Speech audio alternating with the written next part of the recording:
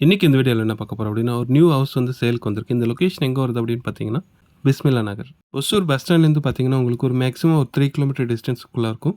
So அலசநாத்தம்லேருந்து straight ஒரு road வந்தீங்கன்னா, பிஸ்மில்லா நகர். இந்த வீடு பார்த்தீங்கன்னா 3 பிஹெச்கே டூப்ளெக்ஸ் வில்லா. சைட்டோட ஃபேஸிங் என்ன வருது அப்படின்னு பார்த்தீங்கன்னா, ஈஸ்ட் ஃபேஸ்க்கு வரும். அதே மாதிரி வீடு கட்டியிருக்கிறது பார்த்தீங்கன்னா, ஈஸ்ட் ஃபேஸ்க்கே கட்டியிருக்காங்க. லேண்ட் ஏரியா எவ்வளோ இருக்குது அப்படின்னு பார்த்தீங்கன்னா, 880 ஸ்கொயர் ஃபீட் இருக்குது. 880 ஸ்கொயர் ஃபீட் லேண்ட் ஏரியா இருக்குது. பில்டப் பார்த்தீங்கன்னா, உங்களுக்கு 1850 ஸ்கொயர் ஃபீட் வந்து பில்டப் பண்ணியிருக்காங்க. 1850 ஸ்கொயர் ஃபீட் வந்து பில்டப் பண்ணியிருக்காங்க. ஸோ இந்த வீடு பார்த்தீங்கன்னா, உங்களுக்கு அண்டர் கன்ஸ்ட்ரக்ஷனில் இருக்குது. ஒரு 1 மந்த்துக்குள்ளே வந்து கம்ப்ளீட் ஆயிரும்.